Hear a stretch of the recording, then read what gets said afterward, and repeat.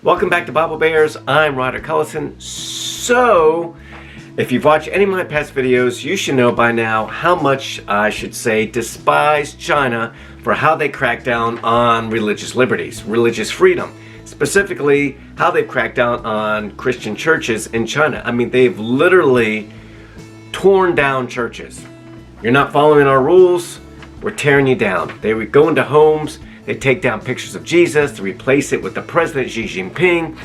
In the first half of this year, they apparently removed 900 crosses from churches, but their persecution is not isolated to Christians. In fact, in many ways, as I'm about to tell you, they treat other religious minorities even worse. Take the Uighurs, all right? And I hope I'm pronouncing that correctly. I believe I am because I actually looked it up. The Uighurs are a Muslim minority group living predominantly in the Xinjiang region in northwest China. They are believed to be descendants of ancient Turkic tribes with mixed Caucasian and East Asian ancestries. Okay, so China really does not like these people. Okay, so here's what's happening to the Uighurs. There was a bug. Forced sterilization. They're forced to take birth control pills or other birth control measures are forced upon them. Now, much of this is happening in internment camps, which China calls basically re-education camps. People, men, women, they're taken there, they're being force-fed Chinese propaganda, they're being forced to give up their religion, and these things are happening particularly to the women because they want to drive down the population of these Uighurs that have been living there for years and years. All right, so the forced sterilization, they're being forced to take birth control pills or other birth control methods are forced upon them like IUDs. Forced abortions. Okay, and I'll tell you in a minute one of the reasons why there's forced abortions, but abortions are being forced upon them. Babies are being killed alive. China has a strict two-child policy, so if you have a third child, that baby gets taken away and basically disposed of.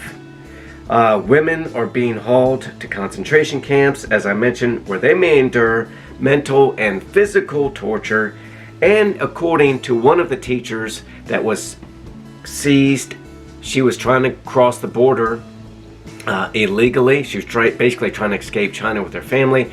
Her passport was confiscated. She was seized. She was taken to one of these internment camps and forced to teach like Chinese history and Chinese propaganda to the other prisoners. According to her, and according to some others, but according to her, the prisoners were forced to witness guards raping other prisoners. If they looked away or if they looked down, those people who were witnessing, who were refusing to watch, were taken away and never seen again. That's one of the reasons why some of the women are being forced to have abortions. It's because they've been repeatedly raped and impregnated by the guards. In these internment camps, the Uighurs aren't the only minorities there. There are other ethnic groups as well. So, also medical experiments are being performed on them. They're being given pills, they're being given shots. They aren't being told what it's for, why it's being done to them. And also, as has been reported, organ harvesting is being performed on many of the prisoners. Oftentimes, the prisoners are still alive when a liver or a heart or something else is removed from them. These organs are then sold on the black market or provided to hospitals who have donor lists so that I guess Chinese population, Chinese nationals can get their organs. Okay, so why is all this important? Aside from all the atrocities being performed on them, this really stood out to me because a woman named Rushan Abbas, she is the executive director of campaign for the Uighurs. She's also the founder. She said that China was rewriting the Bible and Quran to be compatible with their atheistic theology. This is nothing new to us, all right? China is removing crosses. China is removing pictures of Jesus. China is cracking down on Christianity and the Muslim population because the state, the government, needs to be viewed as God. They provide for all your needs, and Jesus isn't going to do that. And if you're Muslim, Allah isn't going to do that, certainly. But what really stood out to me, she said, Rushan Abbas said that as a Uyghur Muslim, she is begging Christians and international leaders to prevent another Holocaust. These people are not just being cracked down upon. They're being taken. Families aren't seeing them again. Men who are taken and put in internment camps, their wives are left at home. They're being sexually assaulted by government officials that come into their home. According to this teacher that was interred, she said the living conditions in this place are absolutely wretched. There's no hygiene, it's cramped, it's overcrowded. If you don't follow the rules, you are starved. You may have your fingernails ripped out. People are taken away, never seen again. Babies are being aborted. People are being killed for their organs. This has been going on for years, and according to Abbas and many others, it is because China is buying people's silence. It's buying the silence of other governments in the world. It's buying the silence of Hollywood elites. Anybody they cry out to does nothing because China is a world power and they are buying basically our cooperation here. And she said she is begging Christians. Why Christians? Why not Christians? Because we have been the major force for good in this world for centuries. Okay? We go to war to defend other people. And it hasn't always been for oil. Okay? It's been because it's in our hearts to help the weak. They recognize this. China's atheistic. They don't go out and help people. They're not sending humanitarian aid everywhere. Russia is not sending humanitarian aid everywhere.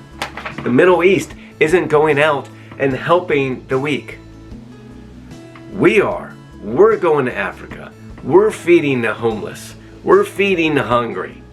Okay? Christians. And as much as they have an issue with us, the world recognizes the powerful force for good. Now, that Christians are. Now, I want to read you a comment made on one of the articles I read. This is the comment. And I'm paraphrasing here, but these are Muslims and do not have God, big G God, to back them up. They follow another God, little g God. They will reap what they sow. Jesus will not protect them. Maybe this will have them receive Jesus and become born again, and then Jesus will help them. They chose who they wanted to serve. Now, what are your thoughts about that? Is this the right attitude to have? Is this true? Well, Jesus refused to help them. Well, maybe if they're not crying out to God, if they're not crying out to Jesus, perhaps they won't be helped. However, maybe they will come to Christ through us helping them. Think about it. Why did God send Jonah to Nineveh? Was Nineveh worshiping God?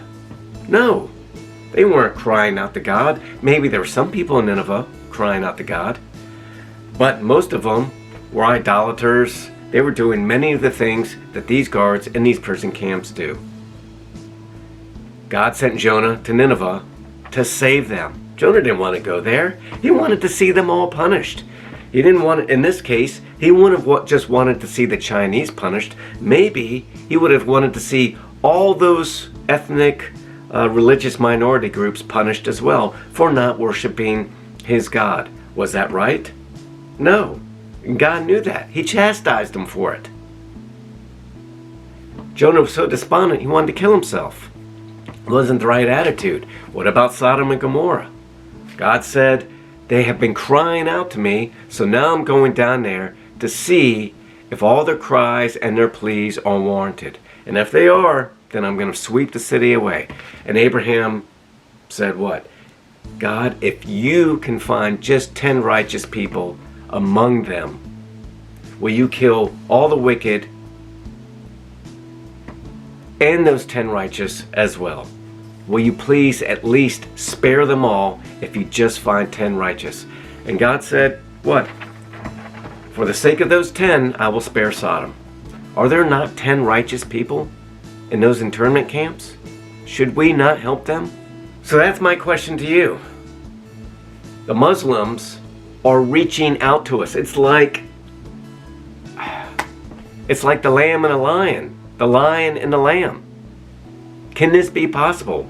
Could this be an open door for us to go in and reach a group and plant a seed and let that seed grow and blossom? The fastest growing church in the world, largely due to the persecution of the followers, is the Christian church in China. It's amazing, and despite how much China continues to crack down on them, they continue to grow. And what this woman is saying, this woman who is begging us, is saying it doesn't end with us. They're coming for the Christians too. And it's true. If they're doing this to their own population, these people are born in China, in that province. If they're willing to do this to the Muslims, they're going to start doing it to the Christians as well. They're not going to stop at tearing down their churches. They're going to start rounding them up too, putting them in internment camps. Can we afford to be silent? Can you afford not to get the word out about this? No, you can't, because we're Christians. We're Christians, and we're supposed to fight for those 10 righteous people amongst all those people that you might think are pagans or heathens. We need to fight not only for the Christian church, which is growing there, but we need to fight for those oppressed, for those weak Muslims and Hindus or whoever else is there, and then show them our love through fighting for them. That's my message for today. If you disagree with that, leave in the comments below. If you feel that that comment was unfounded, that those people, because they are worshiping the little g God, are doomed. They are doomed to reap what they've sowed. They're doomed to have their fingernails pulled out, have abortions forced on them, to be gang raped in prison. If you feel that way, leave that in the comments below. How can we help? What can we do? How can we get the word out? Leave that in the comments below. I want to thank you for watching. If you like this video, give me a thumbs up, subscribe, and share. Get the word out. Help these people. As always, I love you. Have a blessed week.